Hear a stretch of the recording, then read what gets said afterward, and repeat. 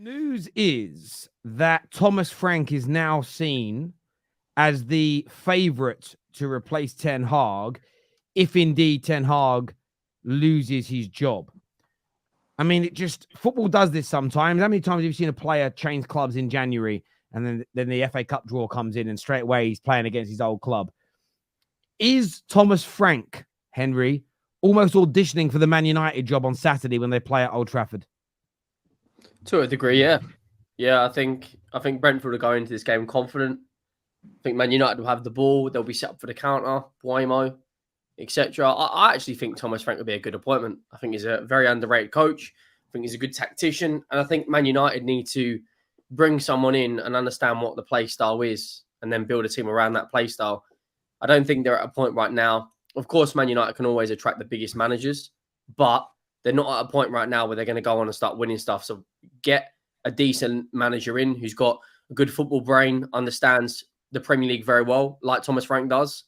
Get yourself back into Europe, and when you're in a better position, then bring a better manager in. So, yeah, I think he kind of is auditioning for it. I think if Brentford come out of a win and it's a good performance from them, I think Man United will be looking at him. But if I was a United fan, I wouldn't be disappointed at all with Thomas Frank. You know, they wanted Tuchel, and thankfully he's seen the light, and now he's going to be managing Palmer, Foden, and Kane. So I don't really blame him, to be honest. And yeah, I think Thomas Frank would be a good appointment for you guys. You think about it. Look at it this way. Thomas Frank, I don't think there's a huge amount on the pressure if it goes on the club if it goes wrong, because Thomas Frank he's not expected to come in and make you title challenges immediately, is he?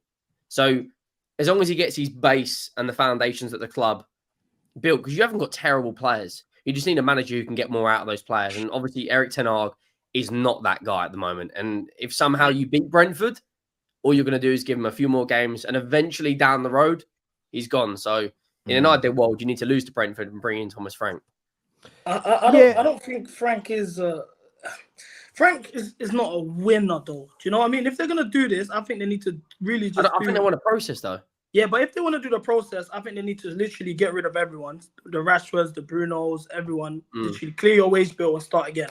And then if you're going to do that, I'd target someone like McKenna, who's more, you know, like you want to build an actual project and identity. You're there for a long time. I think it would be very easy to make Thomas Frank a scapegoat in a situation like that, and he won't last long. There is the potential of him becoming a scapegoat, but we've made every manager a scapegoat, even people that were greats like Jose.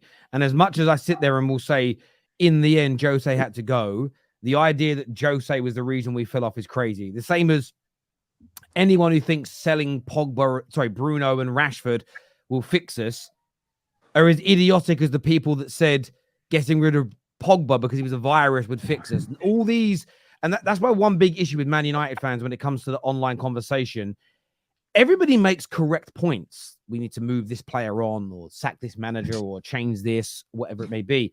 But they almost talk about these points in isolation, like that's all that needs to happen and we'll be okay. And I find it makes me so genuinely makes me so angry. It makes me so angry that how after 11 years are you still, you know, people in the world that are like single policy voters. And it's like, no matter how bad the potential president or prime minister is, as long as they agree with me on one policy, I'm backing them. I just find that a bit of a strange way to view the world, because I think you've got to look at things in balance and overarching and how good or bad an individual or a party can be. I feel the same in football. Yes, I get you think Rashford's got to go, but Rashford ain't the only problem at this football club. I like Thomas Frank, though. I think he's a very capable manager. I know a lot of people say we've got to aim for the best, but look at the news stories that are coming out. And it's funny with Man United, rivals always they'll believe any story that comes out if it's like derogatory about us. But if they see it as even if it is bad for us, if it makes the decision-making of our board look better, they ignore it. So, for instance, it turns out that Alonso and Tuchel, according to a lot of reports, between the summer and now have said no to us. And a number of other top managers have said no as well. Therefore, you then look at someone like a Thomas Frank, or you haven't sacked the manager yet, and people go, disgraceful, you ain't got rid of him. Well, not really. Not if all the completely better candidates have said no. Going for Thomas Frank, if better managers have said no to us, that's not the fault of Ineos. That's 17, 18, 19 years of malpractice that has led to this situation. And we have to start again. And I do think there are a lot of Man United fans that do not understand. I still think there's too many United fans who are deluded enough to think we can go out and get a world-class manager and he'll have us back in a title race in a year's time. There are talks of Zidane in some newspapers today, including the Sun, which is why I didn't take it too seriously. But again, I don't see Zidane saying yes. I think we are going to have to strip this squad back over the next 2 or 3 years to its bare bones and absolutely start again because we are broken and we are rotten. And 100%. I quite like the idea of Thomas Frank. I really do. You know what, Terry? I feel like a Thomas Frank, Marco Silva. That's the mold you need to go for because, like CB was saying earlier, you've gone for the winners in your Jose's and whatnot, and it's not really worked. And I was impressed from Thomas Frank. I can't remember if it was last season or the season before last, where he lost his whole back four. He lost Aaron Hickey, he lost Rico Henry, he lost Pinnock, and he lost Ben Mee. And I'm not gonna lie, they did lose points, but that identity stayed the same. And I think right now for United, you just need a coach that's gonna get you in and around the top 4 positions. Then maybe he might just be a stepping stone. Maybe it's the domino effect where he gets you top 4. Maybe he has 1 or 2 seasons with you. You sack him because you have to be a bit cutthroat. Then you bring in a winner. Maybe you revert back to type and bring in a winner. But I think right now you need a Marco Silva. You need a Thomas Frank that will implement a style. I agree, and I think what I like about Thomas Frank, and this is one of the reasons. I wanted Alonso and I wanted Tuchel prior, but it looks like they're saying no. Is I think this Man United squad needs a manager that can play a set way, but has the ability, but has the ability to adapt depending upon the opponents. So Brentford will play far more expansive when they play Wolves, but they'll shut up shop and be pragmatic against the right sides. And we're going to need that over the next few years because a Man United rebuild does not afford for 2 or 3 years without a trophy. The criticism's too high. We're too big. We're too powerful. We make too much noise in the media. I think nearly every other team in Europe, barring Man United, Real Madrid, probably Bayern Munich, could get away with it. Forget fans. I'm talking media attention. The scrutiny we get, I think, is bigger than everybody else. And there's a few people saying Terry's accepting mediocrity. Now, again, I'm not accepting mediocrity for the long term. I am 38 years of age, slightly overweight, and I haven't been in the ring or on the mats competitively for a long time. I have started recently, though. I've gone back to an MMA gym, and I'm training again. Am I asking right now to get in the ring with some of their 22-year-old fighters who are literally on the road to professional? No, that isn't because I'm accepting mediocrity. It's that I know at the shape I'm in, the lack of training, if I do that now, I'm getting hurt. And to quote Mickey from Rocky, I'm getting hurt permanently if I get into the ring with these people. What I do believe is that if I do a good 6 months of training, weights, eating better, getting back into the gym, then I can do some relatively high level sparring with some good people because I can hold my own still even at this age. It's not me accepting mediocrity. It's me understanding you have to build to get to that point. And I understand people like to use Real Madrid as the point of, but they wouldn't ever accept that mediocrity. Real Madrid have never had an 11 years like Man United have had. So they have no fucking idea what they would have to accept if they went through this. If Real Madrid went through 11 years like we have, the world would change for them. Now, right now, they go, nah, it won't. The same as every Man United fan now. 10 years ago would never say what we're saying. Liverpool fans in the late 80s, early 90s would never have thought they're going to go 30 years without winning a league title. You're telling me Nottingham Forest fans thought after getting promoted and winning the league and then back-to-back Champions Leagues that the next 40 years would happen? No, it's not about accepting mediocrity. It's about reality and knowing what needs to get done. And when you say 6 months, yeah, I reckon 6 months of training and I can step in a match with some decent people and do some sparring. Nothing competitive. I'll die. Like, I'm literally too old for that now. Like, most pro fighters are retired at my age. But you understand my point. I know what I can do anyway. But yeah, I'm quite up for Thomas Frank, to be honest with you. But Terry, what about... Go on. What about Rude? Look, I'm not against it. I'm not like, oh yeah, 100% no.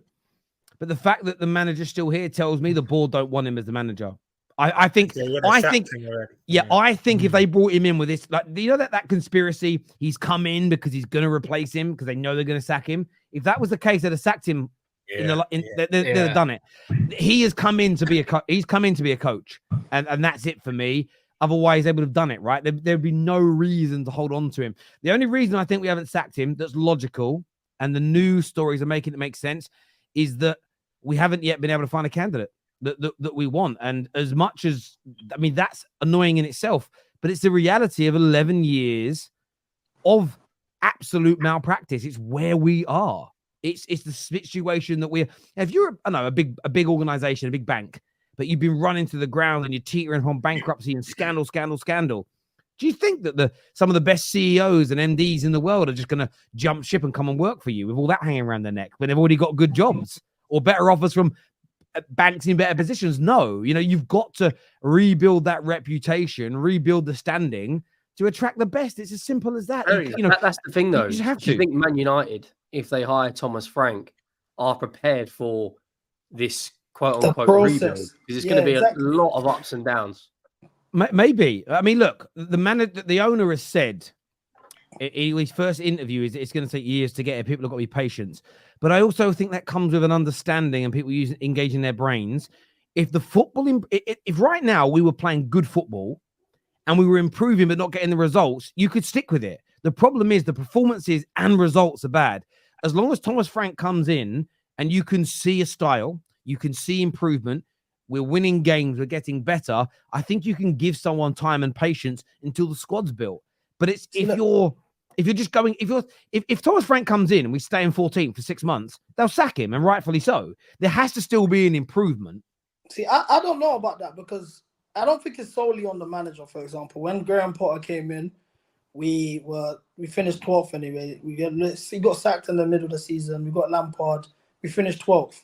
Majority of them players that on that 12th place team got removed. Havertz, Jorginho, Kovacic, Mount, the whole back line, Koulibaly only played a year. Everyone got shipped. Aubameyang. And then on top of that, we brought in a new manager.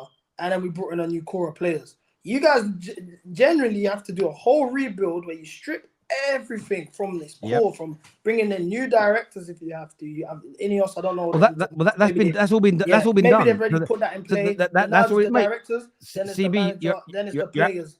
All of these things need to get stripped off. You're absolutely spot on, and that's why when I hear United fans go, "Just bring me a world-class manager and we're ready to go," we're not. We even if we improve, I think we can be a top 4 team with slightly improved squad and a very good manager. But there's a difference between being a side that makes top 4 and that wins the league. And I just think Man United fans have forgotten what it's like to support a team that's that good and that consistent. And we're nowhere near it. But we will see what happens.